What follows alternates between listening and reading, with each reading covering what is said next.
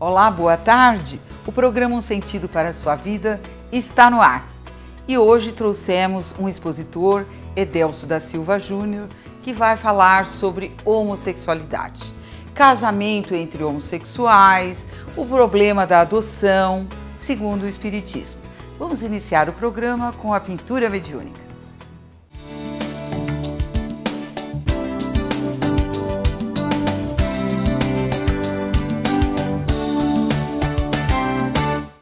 Convidamos para o programa de hoje Marcelo Alves Pereira, que é médium de pintura mediúnica da Fiesp. Marcelo, quer cumprimentar os nossos telespectadores? Boa tarde a todos.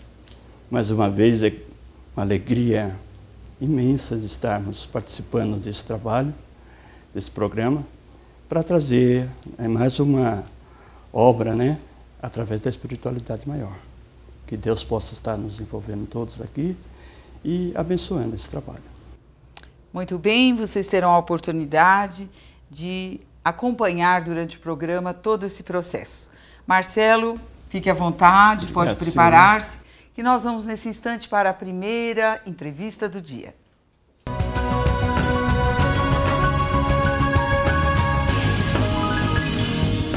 Eu só quero tirar um beijo, que acordar do seu lado amanhã, cantar para acalmar seus medos.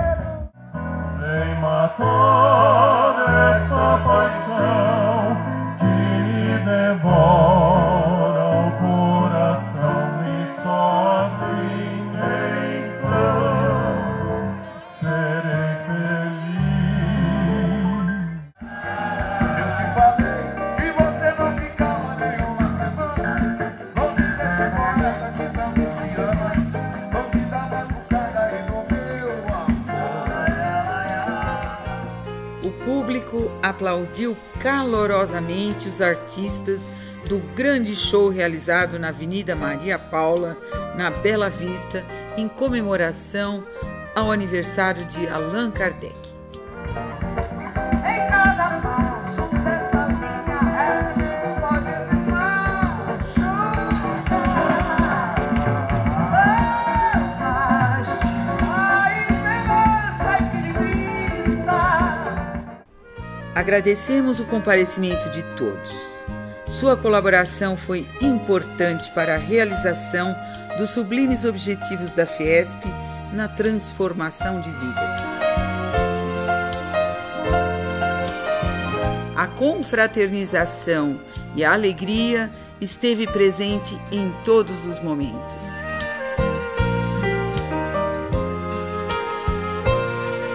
As crianças divertiram-se muito durante o dia todo no Espaço Criança, com as pinturas no rosto e os enormes brinquedos montados na Rua Maria Paula. O bazar no mezanino da sede central da Fiesp, cuidadosamente organizado, foi alvo de elogios dos participantes que puderam antecipar suas compras de Natal.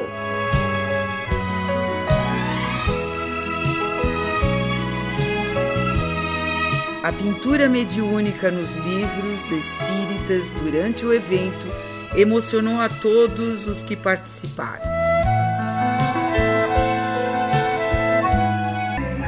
I don't have the man that used to be. As the shadows bring it over me.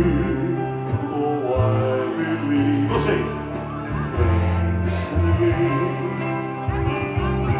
Why she had you go? I don't know. She was a shame. I said something wrong. For you should.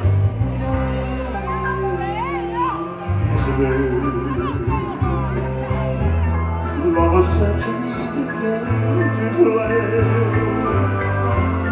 No need to hide the far away. Oh, what relief.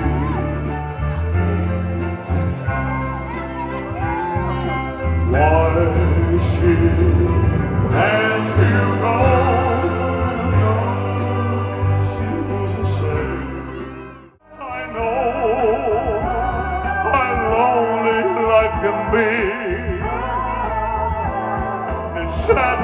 follow me, and a night won't set me free.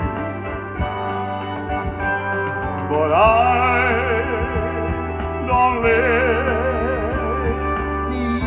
me get me down. Now that you're out at me.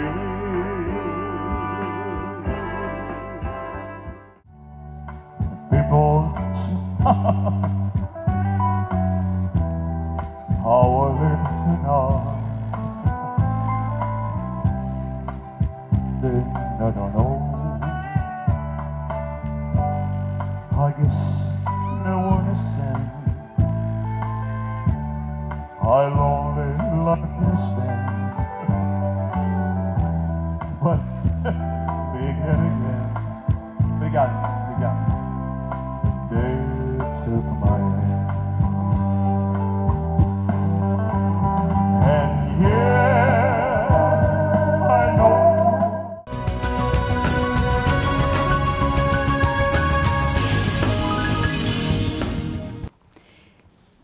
Temos a honra de receber aqui nos nossos estúdios Edélcio da Silva Júnior, que é graduado em História pela Universidade de Franca, é roteirista e escritor.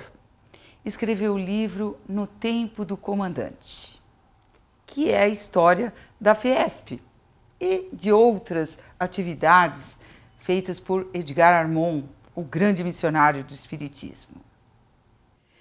Então, Edélcio, nossas câmeras para os seus cumprimentos. Quero agradecer a oportunidade da Federação em nos convidar para este bate-papo sobre um assunto de tamanha relevância dentro do movimento espírita, principalmente na atualidade.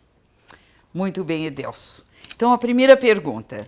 Por que a homossexualidade não é algo anormal se cada um de nós nasce com órgãos genitais específicos? Para a gente poder entender um pouco sobre essa questão da homossexualidade, a gente primeiro precisa definir bem o que é homossexual, né? O que é uma pessoa homossexual. O homossexual é aquele indivíduo que está dentro de uma conformação biológica perfeitamente natural, ou seja, homem em corpo de homem, mulher em corpo de mulher, só que ele tem o desejo e o seu desejo, a sua afetividade está voltada para uma pessoa do mesmo sexo. Não significa necessariamente que este indivíduo, por exemplo, um homem que seja homossexual, que queira ser mulher. Isso não é verdade, isso é um mito, isso é uma informação equivocada. Então, quando a gente fala de por que não é anormal, nós temos que entender o seguinte. Primeiro que ou você fala que é natural ou que é normal. Se você falar que é natural, é da natureza humana, então está relacionado ao espírito. Se você falar que é normal, está relacionado a normas, que em algumas sociedades são aceitas, em outras não. Entendi. Algumas sociedades aceitam a homossexualidade como algo normal. Porém, a homossexualidade é algo natural, porque é da natureza humana. Porque é da natureza. A maneira de educar uma criança pode fazer com que pareça homossexual?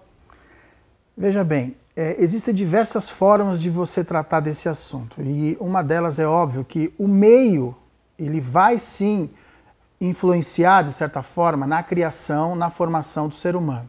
Então, dentro de uma perspectiva de uma educação onde você crie já na criança, você doutrine esse ser humano desde pequeno, dentro de uma postura, mesmo que essa não faça parte da sua natureza, você vai forçar algo no espírito que não é natural dele. Então pode ser que ocorra nesse momento uma prevalência dessa educação, mas não necessariamente que isso seja da natureza desta criança. Entendi. E as crianças que sofrem bullying na escola, com os amigos, existe essa possibilidade de parecer homossexual por medo, de alguma forma? O que acontece é assim, existem casos de homossexualidade que eles são detectados através de uma fonte traumática. E o bullying pode ser uma fonte traumática que pode gerar no futuro vamos dizer assim, uma pseudo-homossexualidade, que pode ser revertida através de uma terapia. Mas o que tem que ficar muito claro nessa situação é o seguinte, nós não estamos falando que isso é uma patologia. Certo. E sim é fruto de uma fonte traumática que pode ser revertida através de uma terapia, por exemplo. E no caso dos meninos serem tratados com muito rigor numa família, e eles podem desenvolver, no caso de serem tratados com rigor, medo das meninas e se comportarem como tal? A educação ela tem muita influência na vida do ser humano, é aquilo que a gente falou. Se você doutrina, se você educa uma pessoa dentro de uma proposta repressiva, não significa necessariamente que essa pessoa será homossexual. Significa que essa pessoa poderá ter problemas com o sexo oposto, mas não necessariamente que surja uma homossexualidade. E se eventualmente vier a surgir, vamos dizer assim, desabrochar uma homossexualidade, muito provavelmente aquilo já estava latente no espírito. E aí pode ser que isso contribua. Então, agora você não falou... só na questão da homossexualidade, como uma série de traumas que vão surgindo, até de dificuldades de se relacionar com qualquer tipo de pessoa, né? Ah, sim. Muito interessante. E como fica esse problema perante a reencarnação? A reencarnação, a gente tem que entender que reencarnação é sempre proposta de renovação, é sempre oportunidade de crescimento. E o indivíduo que nasce na questão, que traz em si a questão da homossexualidade a ser tratada, ele deve ser, em primeiro lugar, muito bem orientado. Ele deve ser, em primeiro lugar, ele deve entrar em contato com propostas que lhe tragam a possibilidade de autoconhecimento, para que ele possa saber quem ele é, qual o papel dele na humanidade, na sociedade. E sabendo isso, ele mesmo vai dar direcionamento para essa situação. E isso ocorre não só na questão da homossexualidade, como qualquer outra situação. E aí, a pergunta que muitos telespectadores fazem. Se no caso ele teve um trauma, um problema psicológico, e por esse motivo ele se comporta como homossexual, talvez nem seja, né? Ele só se comporta como perante a sociedade. Como fica tudo isso em relação à sua vida futura depois do seu desencarne? Veja bem, as grandes provações, as expiações que ainda a gente passa nesse planeta, elas fazem parte de uma programação. Obviamente que todos nós levaremos para o mundo espiritual aquilo que nós somos hoje. Desencarnou hoje, continua amanhã da mesma forma no mundo espiritual. Terá que ser tratado no mundo espiritual, terá que ser informado no mundo espiritual, caso ele procure essa condição. E caso ele mereça, porque dependendo muito da situação em que a pessoa desencarna, ela fica numa situação de tamanha perturbação que impossibilita até a aproximação de entidades espirituais, no primeiro momento, de poder trazer algum auxílio para ela. Mas é óbvio que pessoas que vêm com esse tipo de provação, de expiação, que passa por esse tipo de situação, quando desencarna, talvez o primeiro pensamento que a pessoa tenha, ao saber que está desencarnado, é buscar respostas para os questionamentos que levaram ela a ter tanto sofrimento na vida, né? Mas a pessoa vai continuar o seu processo, né? Não morreu, se transformou, deixou de ser... Não, nada disso. A vida vai continuar da mesma forma do outro lado, cabendo à pessoa buscar ou não as respostas, fazer os questionamentos corretos e buscar o tratamento que é necessário para entender essa situação e, se for o caso, reverter essa situação. Pode ser uma obsessão? Pode. O Emmanuel, no livro Vida e Sexo, ele complementa a questão do Livro dos Espíritos, de número 202, onde o Kardec pergunta se o espírito reencarna como homem, como mulher, qual é a preferência, né? E os espíritos perguntam que tanto faz, isso pouco importa. Vai de acordo com a missão que ele vai desempenhar na Terra. E o Emmanuel complementa isso no livro Vida e Sexo, dizendo que isso formata no espírito, sedimenta na criatura humana a bissexualidade psíquica. Ou seja, não existe ninguém que é totalmente masculino e ninguém que é totalmente feminino. Então essas experiências vão sedimentando no espírito vivências que são importantes, que ficam momentaneamente numa determinada reencarnação no sexo masculino, aquela questão feminina ela fica ali, quieta, incubada, se manifesta em algumas situações específicas no ser humano. E aí pode ocorrer, em alguns casos, de algum tipo de cobrança espiritual, em que uma entidade masculina começa a obsediar um encarnado masculino, transmitindo a ela desejos sexuais masculinos. E aí, por afinidade espiritual e por essa bissexualidade psíquica que o ser humano tem, pode se instalar ali uma homossexualidade, que pode ser revertida com tratamento espiritual, com desobsessão, com autoconhecimento, com evangelização, pode.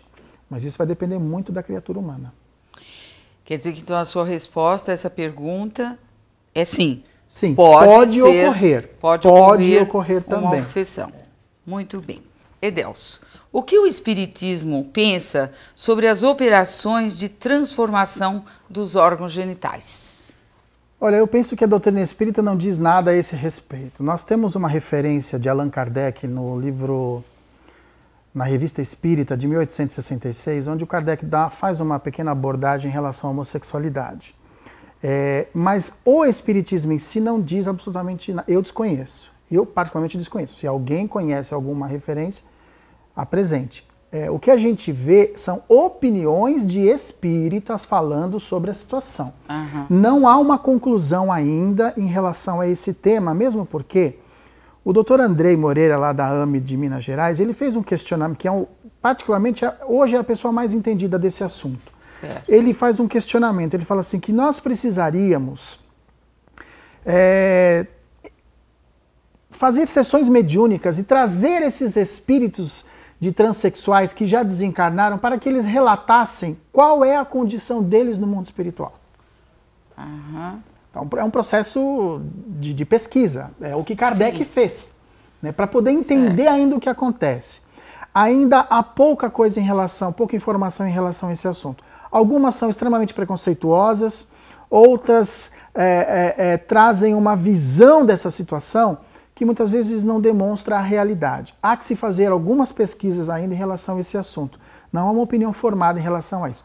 Eu particularmente fico com o que o Dr. Andrei fala. Nós precisaríamos verificar a condição desses espíritos no mundo espiritual para a gente poder formatar aí uma resposta adequada. Existe aqui em São Paulo algumas pesquisas na área da psicologia em relação aos transexuais, que o transexual é aquele que faz a mudança de sexo, faz a cirurgia. E foi constatado, fizeram uma pesquisa com, acho que aproximadamente uns 30 indivíduos que fizeram cirurgias de mudança de sexo. Desses 30, aproximadamente uns 22 ou 23 ficaram insatisfeitos. Então a vida passou a ser um tormento porque eles tinham dificuldade de se relacionar com o prazer sexual, pelo fato de ter tido algum tipo de, vamos dizer assim, uma espécie de uma mutilação, né, no órgão genital. Então eles estavam com dificuldade de fazer uma readaptação. Então eu acho que ainda há muita coisa para a gente aprender nesse assunto. Não há uma resposta definitiva. Não há uma resposta. Mas de uma forma geral, o que a gente aprende no Espiritismo, que a vida continua, aquilo que nós estamos sentindo no momento, se nós desencarnarmos, nós continuamos sentindo. Sim. Então, aqueles que sofrem com essa situação, possivelmente continuarão sofrendo. Eu acredito que sim. O transexual é aquele indivíduo que ele nasce, vamos supor, biologicamente no sexo masculino, mas ele rejeita o sexo masculino. O Dr. Andrei faz até uma pergunta assim, que geralmente ele se olha no espelho e diz assim, o que isso está fazendo aí? Esse órgão não é meu, não me pertence. E alguns têm até nojo de manipular o órgão genital. Olha. Então você vê que há uma perturbação no espírito, há uma dificuldade de adaptação que precisa ser melhor estudada, melhor pesquisada. Existe uma causa para a homossexualidade? Essa pergunta é a pergunta de $1 milhão, né? Que muita gente faz, principalmente quando vem ao centro espírita, quando a gente está em alguma palestra falando sobre o tema. As pessoas querem buscar causas, né? Querem buscar o motivo. Por que o indivíduo vem dessa forma? É uma doença, é uma aberração, é uma obsessão, como a gente já colocou aqui. Na verdade é assim, a gente vê às vezes algumas opiniões dentro do próprio movimento espírita baseadas na opinião do André Luiz, quando ele faz uma referência a dois aspectos. Não existe uma causa única para a homossexualidade. né? Isso não acontece. O que existe, nós vamos encontrar muito assim. O André Luiz falando que o indivíduo, o homem que abusou das mulheres, que feriu sentimentos e que nesse trâmite do processo reencarnatório ele acaba sofrendo a inversão, né? Na verdade não é a inversão que se fala, mas ele acaba vindo num corpo feminino para experimentar os problemas e as dificuldades e valorizar o sexo feminino, mas principalmente para trabalhar a sua afetividade. E o inverso também, a mulher que abusou do sexo, que enganou os homens, tal. Só que existe uma problemática nessas duas colocações quando você responde às pessoas que essas são as duas únicas causas da homossexualidade. Então todos os homossexuais são pessoas que abusaram do sexo no passado? Olha, se fosse assim, então o mundo era gay. Pois é. Então o que acontece? O que a gente precisa entender é o seguinte, o André Luiz deu ele fez dois apontamentos, mas existem outras situações que o próprio Emmanuel deixa muito claro, que há pessoas que pedem, espíritos masculinos que descem em missão na Terra, que pedem para vir num corpo diferente, para que ele possa enfrentar as dificuldades e não contrair um matrimônio, por exemplo, para focar a sua vida na missão espiritual a que ele veio. Então, só que eles são espíritos preparados, são espíritos que não vão deixar de vivenciar os desejos da sexualidade, principalmente quando ocorre o processo dos hormônios naquela fase da juventude, eles vão vivenciar tudo isso. Só que como são espíritos mais preparados, já com um certo adiantamento espiritual, eles começam a vivenciar essa questão e eles transcendem isso. Superam essa fase em nome da missão que eles estão executando.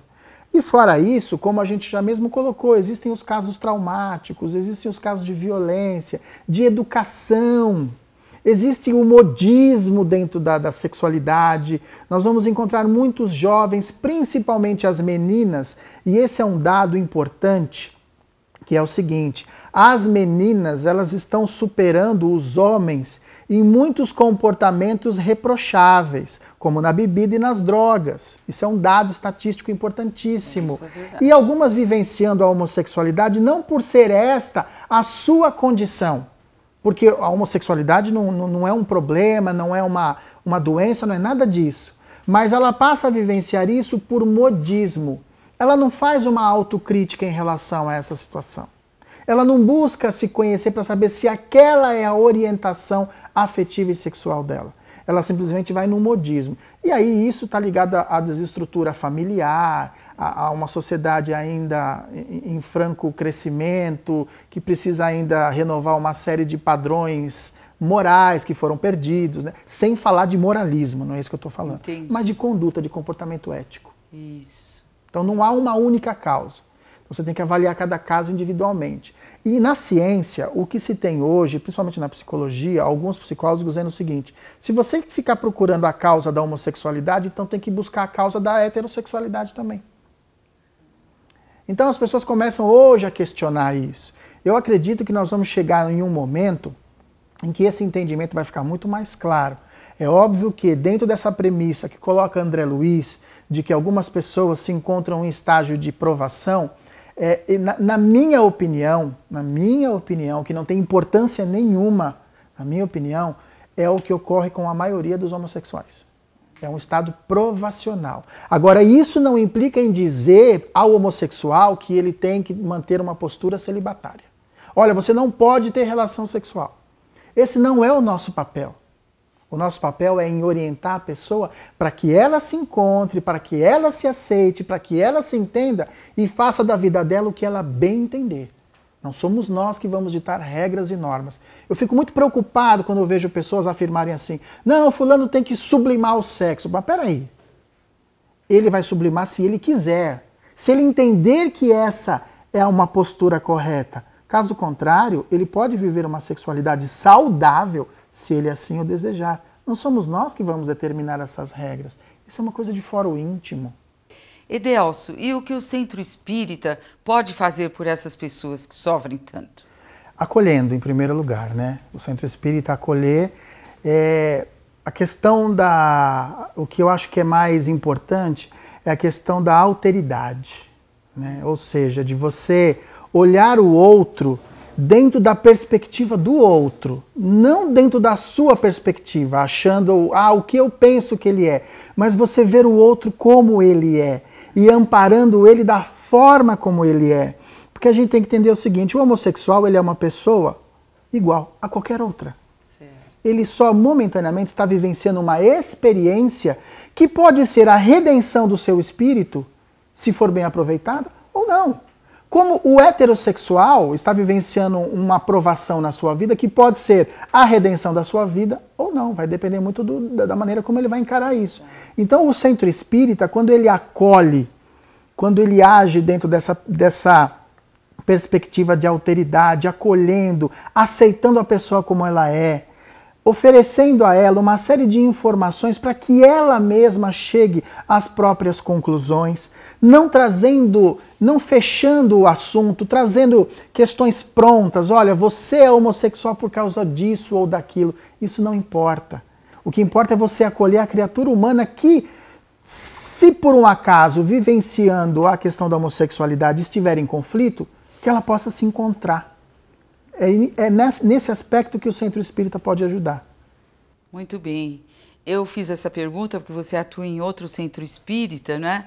E aqui na Federação nós sabemos que todos são acolhidos sem discriminação nenhuma, todos da mesma forma, tomam os mesmos passes que os heterossexuais, todos da mesma forma.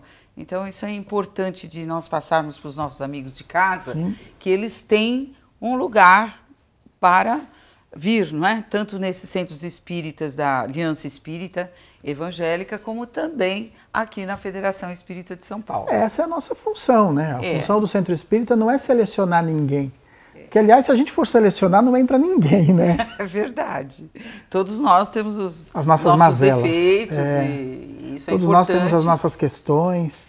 E o que eu acho que precisa ficar muito claro é o seguinte: homossexualidade não é uma doença, homossexualidade não é um pecado, o indivíduo homossexual não é um indivíduo promíscuo, isso não tem nada a ver com homossexualidade. O homossexual é um indivíduo como qualquer outro que está vivenciando uma experiência naquele momento. Olha, essa é uma grande lição de cidadania que você está dando, está mostrando realmente que nós espíritas precisamos acolher todas as pessoas indistintamente. Raça, sexo, qualquer tipo de problema, isso independe, né? Todos têm que ser acolhidos com muito amor.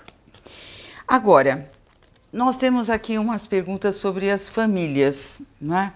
Muitas vezes o homossexual é discriminado pela própria família. A família tem vergonha de dizer que tem um membro dos seus que é homossexual. E ele vai embora de casa e tudo mais. Então, o que você diria para essas famílias que hostilizam o homossexual? É muito difícil você conseguir convencer, muitas vezes, uma pessoa que já traz uma formação muito arraigada em conceitos ultrapassados, em querer taxar determinado comportamento, determinada orientação de uma pessoa, através de uma postura de não aceitação, através de isso é pecado, isso é vergonhoso. Eu acredito que nos dias de hoje, principalmente, com a quantidade de informações que a sociedade tem, a quantidade de pessoas que estão estudando esses assuntos que permeiam aí a mente humana, a psique humana, o comportamento, eu acho que quando você começa a vencer determinadas barreiras, principalmente por uma questão única, amor. Se é sangue do teu sangue, carne da tua carne, ou se é alguém que você adotou como filho espiritual, mas faz parte do seu círculo círculo de amizade ou seu círculo familiar, eu acho que a gente precisa parar de pensar mais naquilo que a gente gostaria que o outro fosse e começar a olhar a outra pessoa como ela é. E essa coisa de você ficar dando importância ao que o outro pensa ou deixa de pensar do que ocorre dentro do seu lar, eu acho que isso é uma visão muito limitada, que o tempo já está fazendo um trabalho de quebrar essas barreiras. E se a gente ainda insiste em permanecer nelas, a dor e o sofrimento é um remédio natural que vai surgir para acertar essas situações. Então, assim, a partir do momento que você ama e você consegue ver aquela pessoa que está ali diante de você como um espírito imortal que está vivenciando uma experiência, você vai romper essas situações. Agora, para chegar nisso, o que tem que fazer? Eu acho que o caminho é a espiritualização, independente de religião. Estou falando de espiritualização. Certo. É quando você para de olhar para você e começa a olhar para o outro, com alteridade, respeitando aquilo que o outro é, naquele momento. Verdade, Edelso. Muito profundo isso que você disse e muito importante também para as pessoas, né, encontrarem um sentido para a sua vida, não é verdade? Sim, é verdade. Mas nós temos que fazer um pequeno intervalo. Voltamos já já com você, caro amigo telespectador.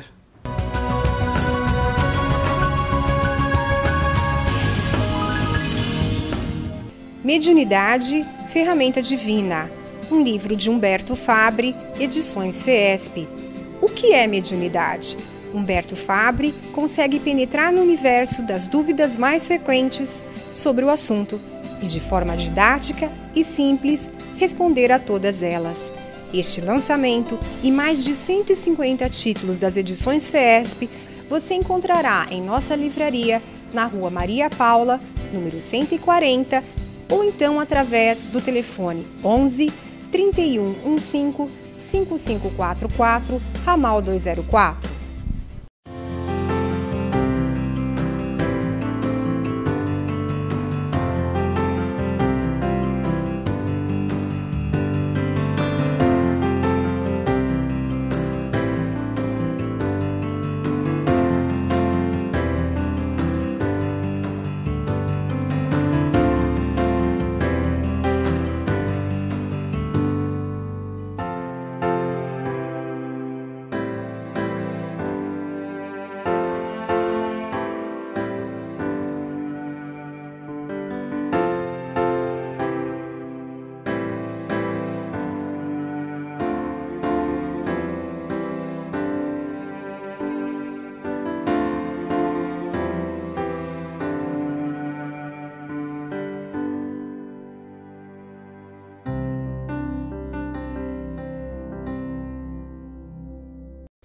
Nos Tempos de Jesus, um lançamento das edições FEESP com a autoria de Humberto Fabre.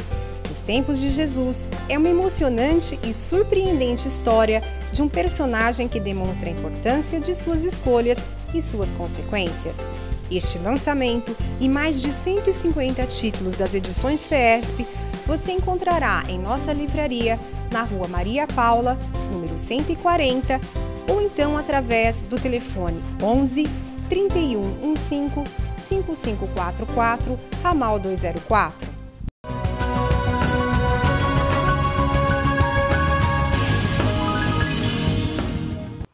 Voltamos com o programa Um Sentido para a Sua Vida, hoje com Edelso da Silva Júnior, falando sobre homossexualidade. Edelso, o que você diz sobre o casamento homoafetivo?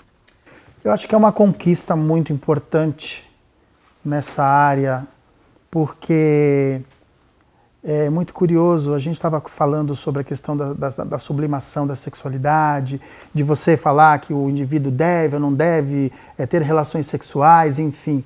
Eu acho que ninguém precisa viver em regime prisional, solitário, se não deseja, se esse não é o seu desejo, não é a sua filosofia de vida. Então eu acho que quando você consegue conviver, ter ao seu lado uma pessoa em que você possa depositar a sua confiança, em que você possa confiar os seus sentimentos a ela, a sua vida, repartir a sua vida, eu acho que isso é um grande avanço, principalmente numa sociedade como a nossa, que ainda é cheia de preconceitos, embora diga que não, mas cheia de preconceitos ainda em relação a isso. Melhor que as pessoas se unam, porque o próprio Kardec, agora me fugiu o número da pergunta, mas o próprio Kardec fala que o casamento é a união entre dois seres, né? Não fala que é a união entre homem e mulher, fala que é a união entre dois seres, importantíssimo para o avanço e o progresso de uma sociedade. Então, se as pessoas se amam, independente do sexo, da orientação sexual, se são pessoas que se amam e querem viver uma vida juntos, a pergunta que se faz, na verdade, é por que não? É. Por que não? Verdade. Porque hoje existe casais héteros que não querem o casamento, que não se preocupam com o casamento. Por quê também? Nós estamos vivendo algumas inversões de valores, né? A descrença na instituição casamento, ela é muito grande, mas isso é fruto de uma sociedade que que experimentou um gosto da liberdade e está lambuzando no doce, a gente diz assim. É sempre assim, todos os povos que vivem um regime autoritário, quando partem para a democracia, quando partem para a liberdade, há sempre o abuso. Isso eu diria que não digo que é normal, mas eu diria que é natural, porque é a busca justamente do equilíbrio. E às vezes para você encontrar o equilíbrio, você chega ao desequilíbrio. Né? Mas a instituição casamento, os espíritos disseram a Kardec, é o que vai levar o progresso para a humanidade nesse sentido. Porque se for abolido o casamento, o que vai restar? Só a sensualidade. Verdade. Você falou sobre isso, e há o caso de moças que querem ter filhos, mas não querem casar. Isso. Elas querem só um parceiro para o momento da procriação e não querem viver junto. Na verdade, a gente é cheio de modismos, né? E nós importamos modismos de outros lugares achando que aquilo é pós-moderno, que aquilo enfim, é um status, vai trazer à sociedade uma condição de elevação muito grande, de reconhecimento perante a comunidade internacional. Mas a gente tem que aprender a fazer essa seleção. E a própria necessidade que o ser humano vê hoje, nós vamos encontrar pessoas que não querem o casamento, mas se encontram profundamente solitárias. Sim. Né? Nós vamos encontrar pessoas que não querem, que querem ter filhos, mas viver uma vida sozinha e com dificuldades muito grandes de manter essa estrutura, vamos dizer assim, até em alguns pontos até de forma egoísta, né? Manter essa estrutura por muito tempo. Então, eu acredito ainda, eu sou a favor da instituição do casamento, né? Como uma forma de você trazer equilíbrio para a sociedade. Porque o que nos preocupa é em relação à educação das crianças. Uhum. Como fica a educação das crianças com tanta diversidade? Mães que querem ser, mulheres, aliás, que querem ser mães só para obter uma ajuda financeira do parceiro em relação à criança e a ela. Moças que querem ser mães sozinhas, homossexuais querendo adotar crianças. Como fica isso no futuro? O que nós podemos vislumbrar de futuro na educação das crianças? Veja bem, eu acredito que nós estamos partindo dessas orientações meio desencontradas e indo para um caminho que vai fatalmente chegar num ponto de equilíbrio. É óbvio que, em hipótese alguma, a gente deve condenar a mãe solteira que resolve ter um filho. Como condenar? Não tem como condenar. Como que você vai condenar um casal de homossexuais que resolvem ter um filho e adotam uma criança? Os partidários que levantam bandeiras contra esse tipo de comportamento, eles só não conseguem responder o seguinte: então é melhor você ter uma criança dessa na rua? É verdade. Virando um marginal?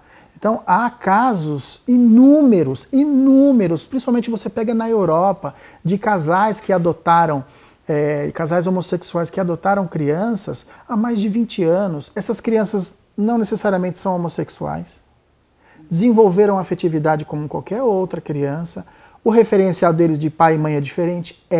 Só que tem um detalhe muito importante que a gente se esquece.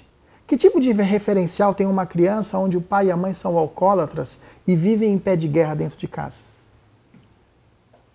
Então são questionamentos. Eu estava uma vez num evento de mocidade espírita e haviam lá alguns pais e entrou nessa questão da sexualidade. E o jovem, ele é muito arrojado para responder, né? Ele gosta muito de o toma lá da cá. E eu me lembro que um dos jovens me fez a seguinte pergunta: o que é pecado? Um casal de homossexuais que adota uma criança? Ou é pecado um casal de homossexuais que vivem, né? Duas pessoas que vivem maritalmente? Isso é um pecado? Eu fiquei pensando, eu falei, e agora? O que eu vou responder para essa criatura? Porque ainda fazia tempo, a gente estava começando a pesquisa sobre esse assunto e me veio uma ideia na hora.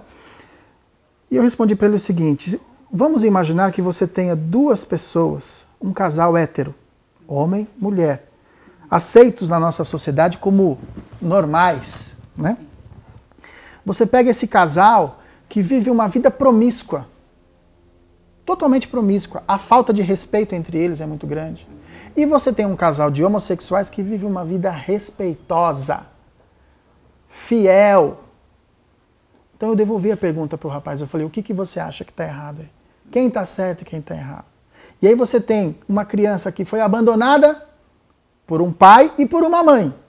E ela está sendo adotada por um casal gay, que pode ser dois homens, duas mulheres. Sim. Pode ser um casal de homossexuais, pode ser um casal de lésbica. Sim. Então, o que é melhor?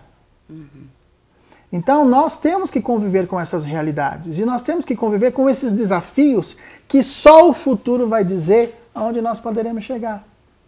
Eu acho que nós vamos tirar e estamos tirando um grande aprendizado de tudo isso. Um grande aprendizado. Há pessoas que elogiam a parada gay. Há outras que condenam. O que você poderia dizer para os nossos telespectadores? Eu acho que a gente precisa analisar a situação de diversos ângulos, diversos aspectos. Mas dois que a gente ressalta é o seguinte. Em primeiro lugar, quando a gente faz uma comparação entre a parada gay e o carnaval que nós temos no Brasil, qual é a diferença? Porque o carnaval brasileiro também tem um apelo sexual muito forte, sim, mas também traz uma cultura, através dos carros alegóricos, eles resgatam culturas, histórias, etc. e tal. E nós vamos encontrar na parada gay um comportamento muito parecido com o nosso carnaval, embora eles tenham uma proposta que é extremamente louvável e respeitável. Só que, a meu ver, eu acho que algumas coisas precisavam ser repensadas.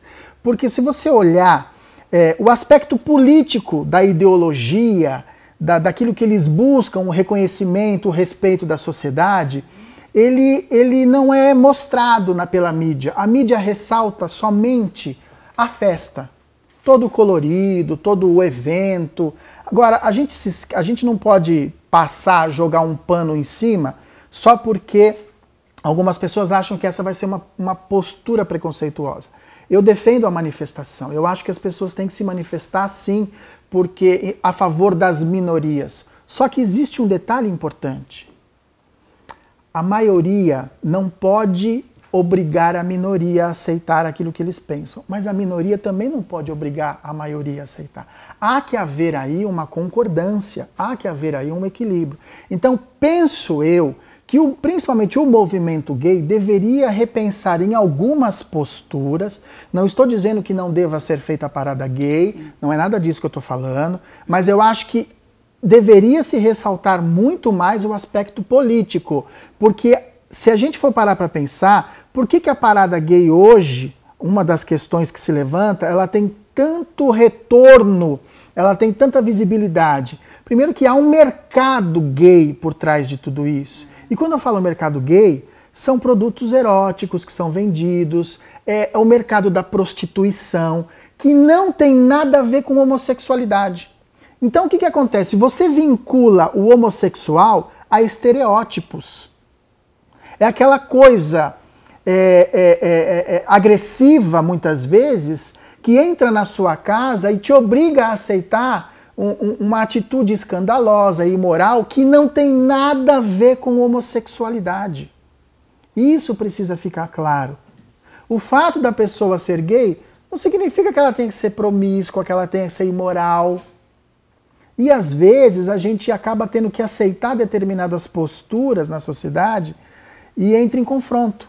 Justamente por quê? Porque eles acabam violando um limite, e isso não ocorre só, eu não estou dizendo só dos gays, não é isso, porque os heterossexuais também sabem fazer isso com a prostituição, e a gente vê isso no carnaval brasileiro, né? Então eu acho que precisa repensar essa situação para que essa visibilidade ela tenha muito mais cunho político do que festa. Muito importante a sua explicação. Tenho certeza que os nossos amigos de casa gostaram muito. Edelso, gostaria de ficar conversando com você a tarde toda, mas infelizmente o nosso tempo acabou. Muito obrigada mesmo por ter vindo. Esperamos você mais vezes aqui, porque você tem muito conteúdo doutrinário, é um pesquisador maravilhoso e que nós amamos muito. Eu quero agradecer a oportunidade e deixar claro que todos nós ainda estamos, em relação a esse assunto, nós estamos construindo muita informação. Então, há mais questões que não foram respondidas e que só serão respondidas no decorrer do tempo, conforme a gente vai amadurecendo algumas ideias e, às vezes, até voltar atrás em algumas posições que hoje a gente toma. Muito bem. Muito obrigada, Edelso. Vamos para mais um intervalinho e voltamos já já com vocês.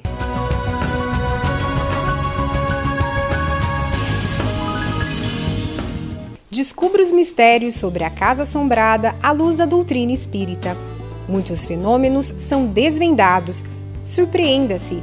Adquira este livro em nossa livraria, na Rua Maria Paula, número 140, ou então pelo telefone 3115-5544, ramal 204.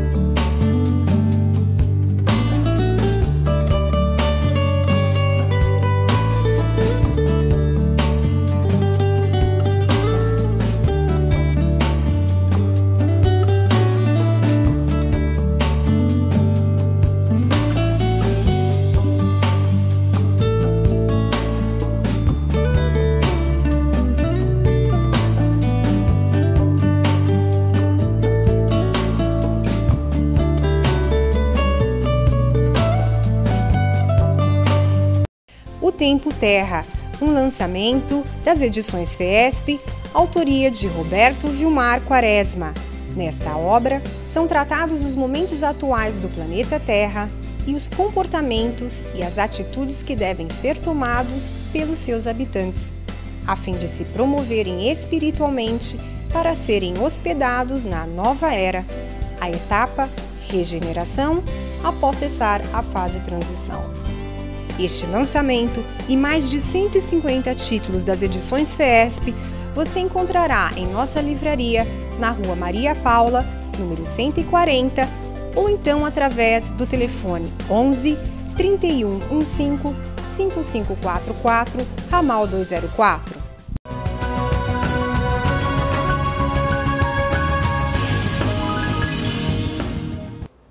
Estamos diante dessa belíssima tela mediúnica que foi aqui feita através do médium Marcelo. Marcelo, você gostaria de explicar para os nossos telespectadores como aconteceu esse processo mediúnico que resultou nesse lindo quadro? É uma ligação que a gente tem com o plano espiritual. E essa afinidade, quando chega aqui com esse trabalho,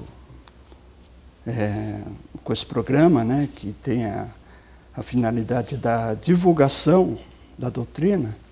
Então, essa afinidade que a gente encontra aqui, no ambiente, já bem preparado, a gente recebe toda essa energia positiva, e o resultado é esse. É uma tela que é uma luz, né? Dá uma mensagem bonita, é um presente para o público espírita. Muito bom. E assim, sobre os espíritos que pintaram, como você sentiu a aproximação deles? Você podia detalhar um pouquinho para a gente? Muito tranquilo, senhor. É uma interação, né? Mente e trabalho. Sim. Um trabalho mediúnico. Então, esses mentores amigos, eles se aproximam com o maior carinho da gente, nos envolvem com muito amor e facilita a nossa interação, o nosso trabalho. É uma forma que vai saindo bem tranquila, o trabalho vai sendo evoluído, né? com aquela tranquilidade, com aquela paz, e vai se transformando, vai dando essa forma, eles vão conseguindo, através da nossa mão, da nossa mente, materializar o pensamento deles, que é isso aí. Essa forma. Então é um trabalho assim gostoso. Que bom. É uma atividade assim muito gostosa, muito saudável. Muito bom. E que equipe que pintou hoje? Você conseguiu perceber? É a mesma equipe que a gente vem trabalhando constantemente, desde que houve essa interação com a espátula, né? Uhum. Então a gente sente que é os mesmos espíritos que vêm evoluindo a beleza das rosas. Certo. Ela vai se abrindo, né? Como ela era fechadinha e agora está assim, aberta, já está bem. Uma interação espírito-médium no aprimoramento, no caso. No aprimoramento da obra, olha, da mensagem, né? Que é a mensagem dos espíritos. E a equipe do Aleijadinho mesmo? Do Aleijadinho mesmo. Olha, que beleza, hein? E a gente fica muito feliz de estar assim, trabalhando com essa equipe e poder estar transmitindo essa beleza aí que eles trazem. É uma mensagem através da tela, né? De amor, né? Uma mensagem. Marcelo, muito obrigada por você. sua participação no programa. Tenho certeza que os nossos amigos de casa estão muito felizes de ver esse trabalho. Obrigado, eu que agradeço em nome de Deus. Esteja sempre conosco aqui, viu? Obrigado. E agora nós vamos para a mensagem do dia.